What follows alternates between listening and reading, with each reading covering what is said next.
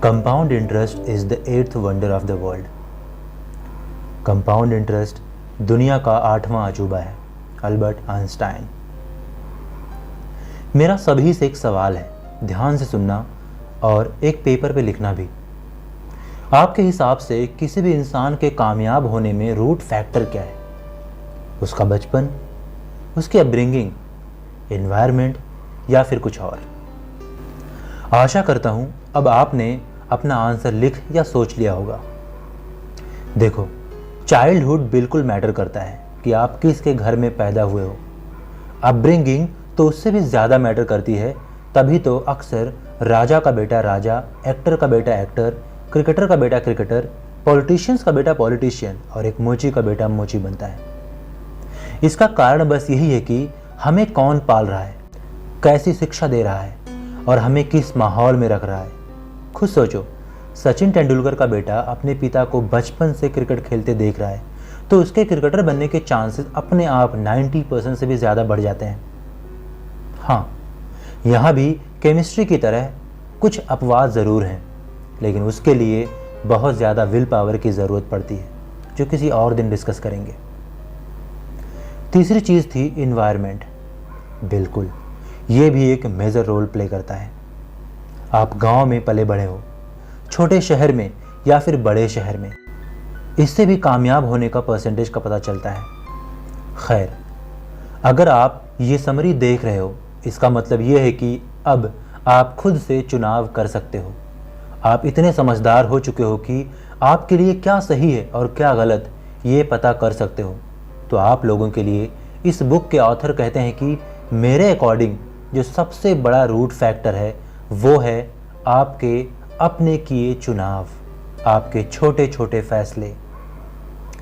ध्यान रखना, ऑथर ने ये बात उनके लिए कही है जो ये समझ सकते हैं कि मैं क्या कर रहा हूँ, या यूँ कह लो कि उन्हें थोड़ी बहुत सेल्फ अवेयरनेस होनी चाहिए। दोस्तों, पूरे यूनिवर्स में सिर्फ चुनाव करना ही ऐसी चीज़ है जिसे हम कंट्रोल कर सकते हैं। चुनाव करना, खाने में नमक कम लेना है या ज़्यादा, यह आपकी अपनी चॉइस है, आपका चुनाव है। ऑफिस से या कॉलेज से आने के बाद जिम जाना है या सोशल मीडिया यूज़ करना है, ये भी आपकी अपनी चॉइस है, आपका अपना चुनाव है। अपने लाइफ पार्टनर से झगड़ा हो जाने के बाद सब कुछ भुला के उसे हक कर सकते हो या फिर अपने ईगो को बढ़ावा देके रूठ सकते हो। चुनाव आपको करना है। सोच के देखो, आपको टेस्टी खाना खाना है या नहीं, आपको अच्छी हेल्थ बनानी है या नहीं, आपको अपने रिलेशनशिप को अमेजिंग बनाना है या नहीं, एग्ज़ाम्स में पास होने के लिए पढ़ना है या पबजी खेलना है, ये भी आपका ही चुनाव है। हर बार चॉइस सिर्फ और सिर्फ आपकी ही होती है। सुबह उठने के बाद और रात को सोने से पहले हर पल आपके पास एक चुनाव करने का ऑप्शन होता है, हर दिन, पूरी ज़िंदगी। और यही डिसाइड करते हैं कि आप क्या बनने वाले हो। ऑथर इस बुक में इसी के बारे में बात करते हैं कि कैसे डेली के हमारे सही चुनाव हमें ज़िंदगी में कामयाब बना देते हैं, जिन्हें हम बिल्कुल छोटी सी बात समझकर इग्नोर कर देते हैं। अच्छा, अगर मैं आपको 2 ऑप्शन दूं, पहला, मैं आपको 1 रुपये दूंगा जो अगले 30 दिन तक हर दिन डबल होता रहेगा, और दूसरा, आपको 1 करोड़ देता हूं अभी। अच्छा चलो, 10 करोड़ जो आपको अभी मिल सकता है। आप कौन सा ऑप्शन चूज करेंगे? चकरा गए? आप दिल पे हाथ रख के कमेंट बॉक्स में लिखना कि आपने पहले कौन सा ऑफर चुना था, 1 रुपये जो हर दिन डबल हो रहा है या फिर 10 करोड़। वैसे मेरे ख्याल से ज़्यादातर लोगों ने 10 करोड़ का चुनाव किया होगा। कोई बात नहीं, पहला ऑफर मैं अपने पास रख लेता हूँ। चलो कंपेयर करके देख लेते हैं। डे 1 पे आपके पास है 10 करोड़ और मेरे पास है सिर्फ 1 रुपये। डे 2 पे भी आपके पास है 10 करोड़ और मेरे पास है सिर्फ 2 रुपये। डे 3 पे मेरे पास अब हो गए हैं 4 रुपये। डे 4 पर मेरे पास 8 रुपये हो जाएंगे। डे 5 पे मेरे पास 16 रुपये हो जाएंगे। अपना कैलकुलेटर निकालो और हर दिन डबल करते जाओ। 30वें दिन आपके पास 10 करोड़ होंगे और मेरे पास लगभग 107 करोड़। एक ही महीने में ये आपसे 10 गुना ज़्यादा हो गया। ये होता है कंपाउंडिंग का पावर। इसीलिए आइंस्टाइन ने इसे दुनिया का 8वां अजूबा कहा था। आपने अक्सर लोगों से सुना होगा कि किसी को रातों रात सफलता मिल गई, या किसी स्टेज पे जब एक आर्टिस्ट कोई मैजिक दिखा रहा होता है या कोई हैरत अंगेज कर देने वाला करतब दिखा रहा होता है, तो हमें बस वही दिखता है जो दिख रहा है। एक इंसान कामयाब हो गया, एक आर्टिस्ट करतब दिखा रहा है, लेकिन जब उनके पीछे की कहानी जानोगे तो हैरान रह जाओगे। वो रातों रात सक्सेस के पीछे हर रोज सफलता की तरफ काम करते रहने के बाद उसके सभी मेहनत कंपाउंड इफेक्ट की बदौलत एक बड़े सक्सेस में बदल गई। एक आर्टिस्ट के स्टेज के पीछे की रोज की प्रैक्टिस जुड़ती गई और उसका काम कंपाउंड इफेक्ट की वजह से एक जादू सा लगने लगा।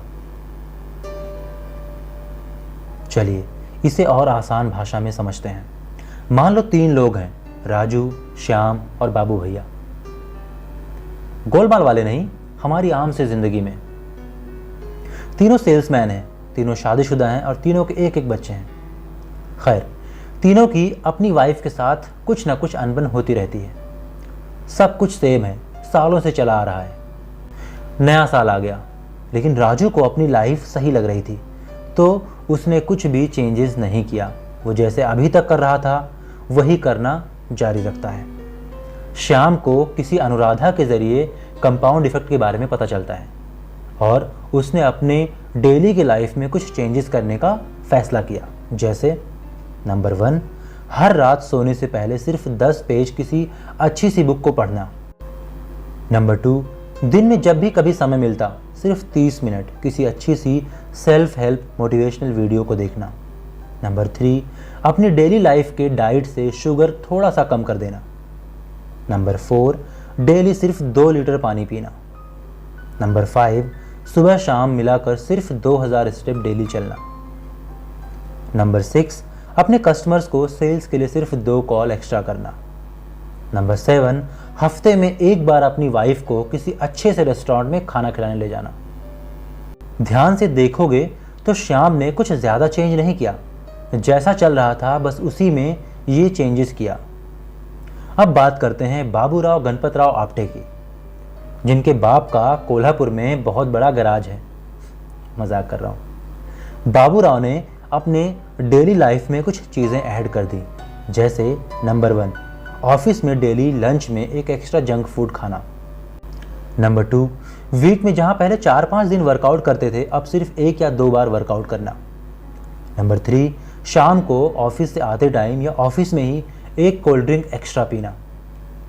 नंबर 4, बाबूराव ने एक नया टीवी खरीदा था और उनका favourite show big boss evening में आता था, जिसे इवनिंग वॉक को मिस करना।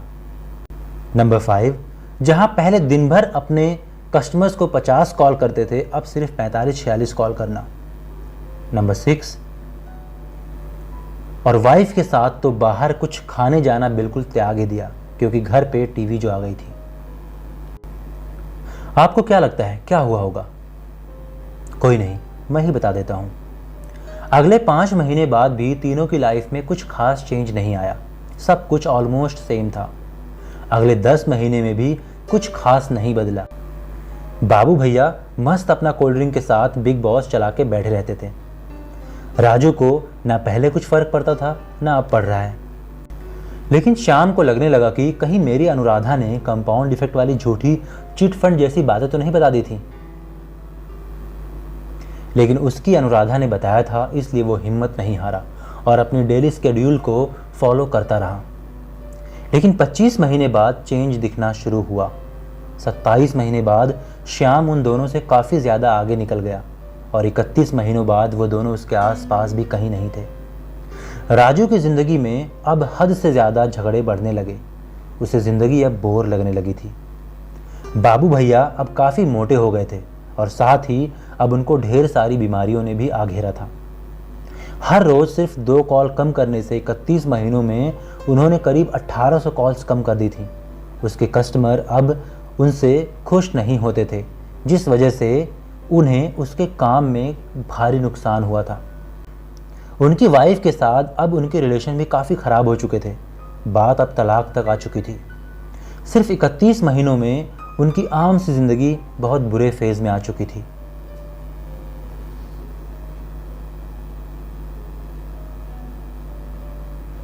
चलिए देखते हैं कि श्याम की ज़िंदगी में क्या हुआ था।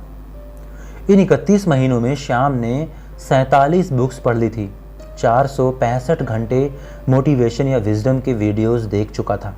अब इससे हुआ यह कि उसकी नॉलेज और विजडम पहले से कई गुना बढ़ गई। अपने डाइट से शुगर कम करके और सिर्फ डेली 2000 स्टेप चल के वो कहीं ज़्यादा फिट और स्ट्रांग हो गया, जिससे अब वो पहले से ज़्यादा स्मार्ट दिखने लगा। हर रोज़ सिर्फ 2 लीटर पानी पी के उसने अपने अंदर बहुत सारी बीमारियों को आने से रोक दिया और हर रोज़ सिर्फ 2 कॉल एक्स्ट्रा करने से उसने अब तक 1800 कॉल एक्स्ट्रा कर लिया, जिससे उसका प्रॉफिट बढ़ गया। वो अब पहले से कहीं ज़्यादा फाइनेंशियली स्ट्रांग हो गया। वीक में सिर्फ एक दिन वाइफ के साथ डेट पे जाने से उसने इन 31 महीनों में 124 डेट्स पूरी कर ली। उसकी वाइफ काफ़ी ज़्यादा खुश रहती थी। उनका रिलेशनशिप और भी ज़्यादा स्ट्रांग हो गया। सोचिए, श्याम ने कुछ बड़े तीर नहीं मारे थे, बस छोटे छोटे बदलाव करके अपनी लाइफ को कहां से कहां तक ले गया। उसके छोटे छोटे काम 1 रुपए की तरह डबल होते होते आज उसे दुनिया भर की खुशियां दे रहे थे। वो फाइनेंशियली, फिजिकली, हेल्थ वाइज और रिलेशनशिप हर जगह लाइफ में काफ़ी आगे निकल गया था। शायद आपको लगता होगा कि अगर सक्सेस मिलना इतना ही आसान है तो ज़्यादातर लोग फेल क्यों हो जाते हैं, क्यों लोग श्याम की तरह अपनी ज़िंदगी को खुशियों से भर नहीं पाते। इस बुक के ऑथर के अकॉर्डिंग कुल 4 ट्रैप हैं, मतलब 4 ऐसे जाल हैं जहां फंस के लोग अपनी ज़िंदगी को बेहतर नहीं बना पाते हैं।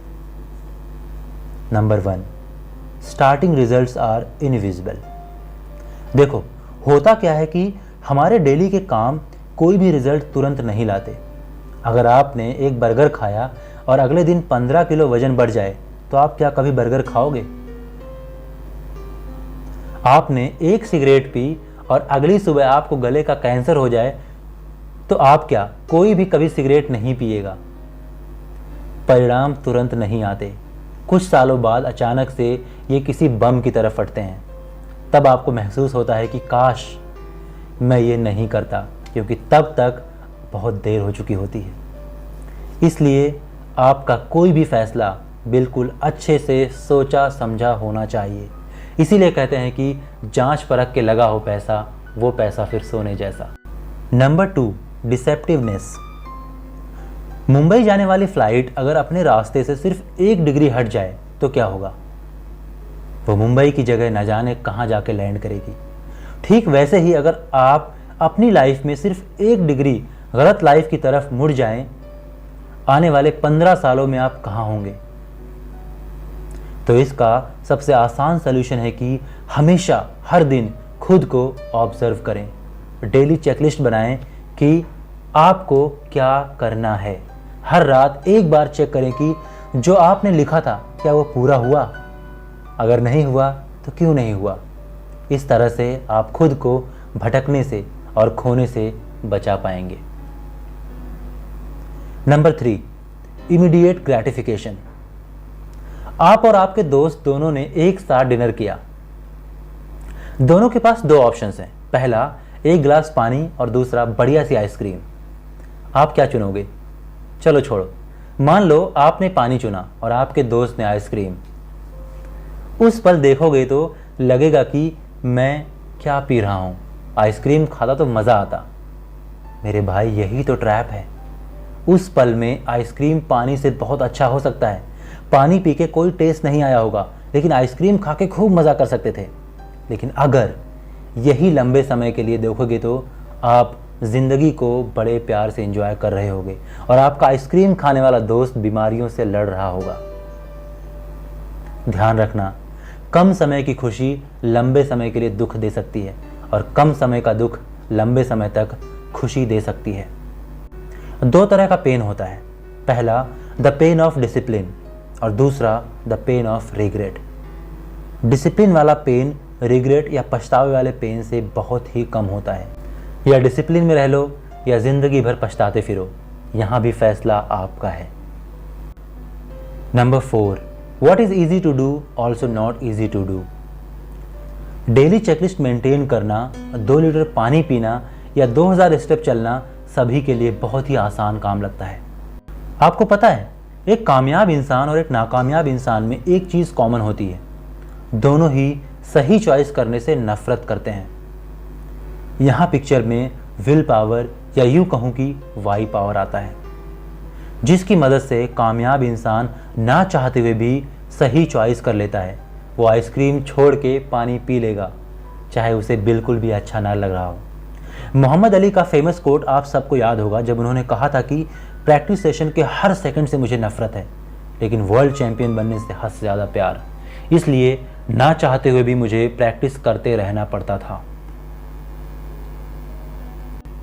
दोस्तों, तो आपको अपने विल पावर या विल पावर को छोड़ देते हैं, अपने वाई पावर को जानना होगा कि क्यों सुबह उठ के आपको चेकलिस्ट बनानी चाहिए, क्यों डेली आपको 2000 स्टेप्स चलना चाहिए। उसी क्यों को ढूंढो।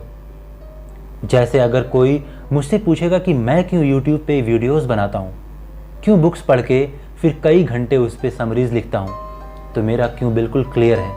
मुझे उसमें खुशी मिलती है और साथ ही 9 to 6 वाले जॉब के ट्रैप से भी बहुत जल्दी निकलना चाहता हूँ। आप सभी से मेरी रिक्वेस्ट है कि वीडियो के ख़त्म होते ही पेन पेपर उठा लो, लिखो आपको लाइफ में क्या चाहिए, क्यों आपको डिसिप्लिन फॉलो करना चाहिए। उसे लिखने के बाद डेली चेकलिस्ट बनाओ, चाहे अच्छा लगे या नहीं, लेकिन बनाओ। उसमें बिल्कुल छोटी से छोटी बात लिखना, जैसे नीचे कुछ एग्जाम्पल दे रहा हूँ। आज मैं सिर्फ 1 मिनट दौड़ूंगा, आज खाना खाने के बाद मैं सिर्फ 2 मिनट टहलने जाऊंगा, अगर मैं दिन भर 3 कप चाय पीता हूँ तो आज सिर्फ 2 कप चाय पीऊँगा, आज सिर्फ 1 पेज एक्स्ट्रा पढ़ूंगा या फिर बुक समरी का सिर्फ 5 मिनट सुनूंगा, आज बस 1 गिलास ज़्यादा पानी पीऊँगा। इस तरह से बाकी आप अपने अकॉर्डिंग लिख सकते हैं और धीरे धीरे इसे बढ़ाते जाइए।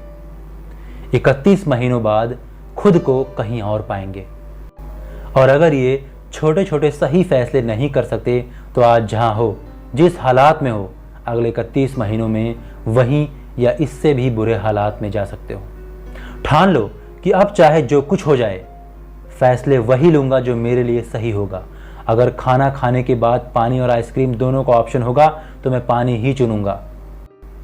दोस्तों, बुक पढ़ने का अपना अलग मज़ा है और अपनी अलग लर्निंग होती है। टाइम मिले तो इस अमेजिंग बुक को ज़रूर पढ़ना। और हाँ, प्लीज़ शेयर और सब्सक्राइब भी कर देना, मुझे और बेहतर करने की हिम्मत मिलती है। आप सभी का बहुत बहुत धन्यवाद।